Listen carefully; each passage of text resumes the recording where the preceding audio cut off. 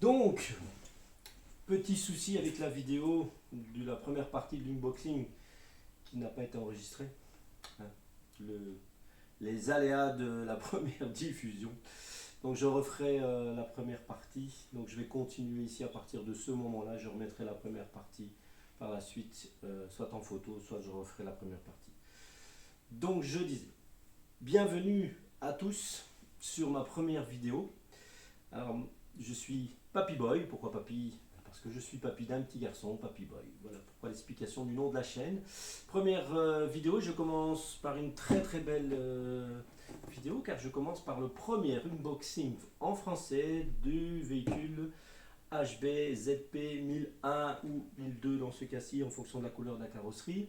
C'est valable pour le 1003, le 1004, le 1005 qui vont bientôt sortir, c'est juste une déclinaison de carrosserie.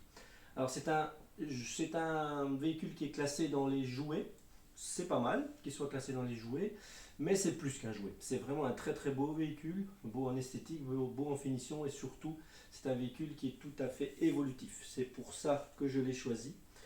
Ce n'est pas, on va mettre les choses au point directement, ce n'est pas une copie, ce n'est pas le clone du TRX4. Pourquoi? Parce que le TRX4 c'est un véhicule qui coûte en gros 669 euros. Celui-ci, je vous le mettrai dans la description, je l'ai touché à 83 ou 87 euros. On ne peut pas les comparer. Il y a un souci entre guillemets sur la taille, oui et non. Alors, on ne peut pas le comparer à un RC 1 dixième type TRX4 ou SCX10. Il est beaucoup plus petit. Plus petit, je n'en ai pas ici, c'est mon premier véhicule, d'à peu près 15 voire 20 cm. Donc il y a une grosse différence de taille. Par contre, si on regarde sur les dimensions du vrai Defender 110, eh bien il est au 1 dixième de la taille car les tailles correspondent. Je vous mettrai ça sur la description, mais le Defender voilà, il fait 4,80 m, j'ai plus de tête, 4,87 m, et la copie ici fait le RC fait 48,3 cm, quelque chose comme ça. Je vous donnerai tous les détails. Donc il est en gros il est au dixième, donc la proportion est bien, mais il ne correspond pas au RC 1 dixième. Donc ça faut bien comprendre ça. C'est ça qui est un petit peu compliqué par la suite pour trouver des pièces et pour trouver surtout les carrosseries. Ce n'est pas un dixième équivalent au TRX4. Mais par contre, et c'est là encore une fois que ça complique, toutes les pièces du châssis, on peut apparemment, ou pratiquement toutes, on peut les prendre sur les châssis, sur tout type SCX10 au 1 dixième. J'ai commandé ici des accessoires au 1 dixième, on va les découvrir plus tard dans la vidéo. Ça fonctionne, donc c'est ça qui est compliqué. Donc il faut faire le tri là-dedans. Le châssis ce n'est pas un châssis en empattement 313 mm. On va le mesurer ensemble, il fait dans les 270, 270 pour nos amis français. Donc voilà, ça c'est une petite parenthèse. Et c'est ça qui est aussi un peu déroutant quand on cherche. Et c'est aussi le but de ma vidéo. Je ne suis pas un expert, je ne vais pas rentrer dans les détails techniques. Je vais essayer de vous apporter les réponses et les solutions aux problèmes que moi j'ai rencontrés dans le choix de ce véhicule. C'est qu'est-ce que je peux mettre dessus, qu'est-ce que je peux transformer, qu'est-ce que je peux faire. Ok, donc on va tout de suite découvrir le véhicule parce qu'il est vraiment magnifique. Je vais juste vérifier si l'angle est bon pour vous.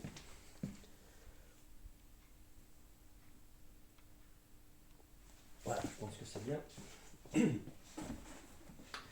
Alors, je l'ai déjà sorti tout à l'heure puisque j'avais commencé la vidéo, mais je n'ai pas été plus loin que le sortir de la boîte. J'ai juste eu le temps de découvrir deux choses. C'est que, il est vraiment magnifique. Une très belle finition. Très belle finition. Très beau détail. Donc c'est ce qu'on appelle un RTR, donc c'est-à-dire prêt à rouler. Tout est dedans. On va découvrir la suite. Donc le véhicule est complet, avec même de la décoration, des accessoires. Alors il a un petit défaut, il a un petit problème à l'arrivée, comme je pense tous ceux qui arrivent actuellement, c'est que vous voyez la suspension ici est détachée. Donc ce n'est pas cassé, c'est dévissé. Donc on va faire ça, on va regarder ça ensemble. Alors la suite, nous allons sortir le reste.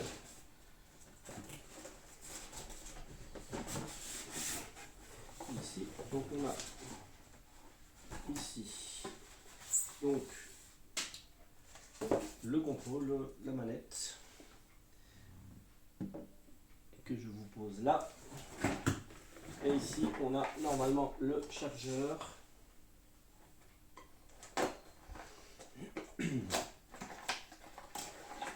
Alors, le chargeur est un chargeur USB, donc très basique, très simple. Là, on ne peut pas plus simple. Donc ça, c'est vraiment un chargeur d'appoint, mais c'est pas avec ça qu'on va s'en sortir sur le long terme. Hein, donc, mais tout est fourni avec. Mais ça, ce sera vraiment le petit chargeur d'appoint. Il faudra investir à un moment donné dans un chargeur. Et on va parler ensuite des batteries. Hein, donc ça fait partie des choses qu'il va falloir changer. Alors, le but de ce véhicule, c'est quoi? C'est d'avoir une base de qualité. Donc l'esthétique est vraiment très très beau. Moi, je suis vraiment ravi. Il est magnifique. Vraiment très très très beau. Beaucoup de détails. Bien fini. Il fait pas plastique. Il fait pas... Voilà. Il est vraiment très très très... Il est en plastique, hein, mais il ne fait pas toc. Il ne fait pas cheap. Donc l'avantage de ça, c'est d'avoir un bon châssis évolutif sur lequel on va pouvoir modifier des choses, l'améliorer pour le rendre aussi bon en franchissement que des véhicules à 300, 400, 500 euros. Avec toujours bien sûr toute proportion gardée. Il y a des choses qui seront peut-être qui resteront un peu moins bien, mais à voir parce qu'il a apparemment quand même de très très belles performances à la clé. On a tout un stock de clips, donc les petits clips qui permettent de fixer la carrosserie. Donc on va enlever ça tout de suite. On fera dans les améliorations, on va faire un petit système pour accrocher les clips. On va faire un petit système avec un aimant pour pas éviter de perdre, parce que vous voyez, c'est pas pratique à enlever, surtout quand on a des vieux doigts comme moi. Voilà. Donc 4 clips. Voilà, puis c'est tout neuf donc ça tient bien. Alors, on enlève tout doucement la carrosserie. Alors, elle est reliée par un fil. Pourquoi? Parce qu'il y a l'éclairage avant-arrière. Donc on va enlever ça. Voilà, avec une main, c'est pas évident. J'espère que vous m'entendez bien en fait, parce que je n'ai pas de micro pour l'instant. Voilà, donc la carrosserie, c'est une carrosserie monocoque. Ce n'est pas du Lexan, je ne pense pas. Je pense que c'est du polycarbonate. Avec le système de garde-boue intégré. Donc en gros, dans les carrosseries, vous avez deux types. Vous avez le système de carrosserie nu. Certains châssis ont des pare-chocs, des garde-boue pardon, intégrés sur le châssis. Ici, le principe, c'est les garde-boue sont sur la coque et pas sur le châssis. Donc c'est aussi pour ça que ça peut parfois compliquer pour trouver certaines coques, mais il y a moyen. Et on fera la recherche ensemble pour en trouver. Alors, le contrôle, bon, c'est tout plastique, c'est très très très léger. Bon, c'est vrai que ça c'est un peu... Mais il paraît qu'il va très très bien, donc on va le tester. Bon, il est fonctionnel. Maintenant, on n'a pas une prise en main ultra robuste, ultra lourde, qui vous fait penser que c'est vraiment de la haute qualité. C'est léger, mais c'est bien fini. Il n'y a pas de vilaines arêtes ou de choses qui sont vraiment horribles.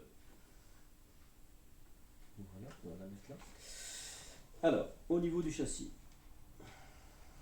on va tout de suite vérifier. Donc voilà, donc les amortisseurs ne sont pas serrés. Celui-ci est complètement... C'est même pas... Ils ont vraiment... C'est pas cassé, donc c'est juste... Ils ne sont pas serrés. Alors, on va pas le serrer parce que de toute façon, la toute première chose qu'on va devoir faire sur ce véhicule, je vais peut-être faire un petit test avant pour vous montrer, un petit test de roulage. Mais la première chose qu'on va devoir faire, c'est travailler sur les pneus et sur les suspensions. Pourquoi? Parce que les pneus, vous voyez, sont des pneus qui sont... Le caoutchouc est bien souple, mais ils sont gonflés. Pourquoi? Parce qu'il n'y a pas d'air qui peuvent s'échapper. Donc on va devoir faire une petite intervention là-dessus, très simple. On va les démonter tout à l'heure et faire un petit trou dans la jante avec une perceuse pour laisser passer l'air, pour que l'air puisse sortir quand on appuie, ce qui va permettre au pneu de vider l'air. Vous voyez, là il est gonflé, donc il est assez dur, il y a une résistance qui se marque, l'air ne part pas, et le but en crawler, c'est d'être le plus mou possible pour épouser au maximum le terrain. Donc ça, on va faire ça tous ensemble. Et alors au niveau des suspensions, les suspensions ne sont pas des suspensions à huile, ce sont des suspensions, il n'y a pas d'huile, c'est tout simple, c'est juste un piston et un ressort, donc c'est assez dur.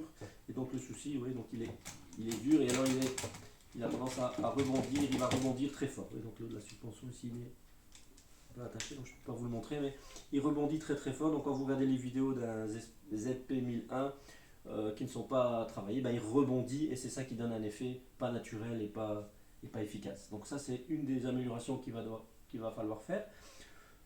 Quoi faire?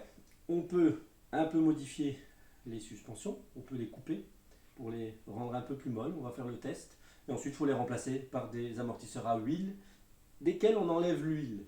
En fait, on veut un amortissement meilleur, mais on enlève l'huile pour qu'il soit encore plus mou, pour vraiment que la suspension soit très très très... parce que là, on va... Il y a mon câble, mais... Voilà. Mais il a déjà un très beau... Bon, oui, il a déjà un très beau débattement, mais ici forcément avec la suspension qui est... Donc là, ça va être très dur, ça va être compliqué ici. Je vais d'abord refaire ce petit élément-là. Voilà, donc le châssis. On va faire une petite pause pour que je puisse vous montrer la suite du châssis.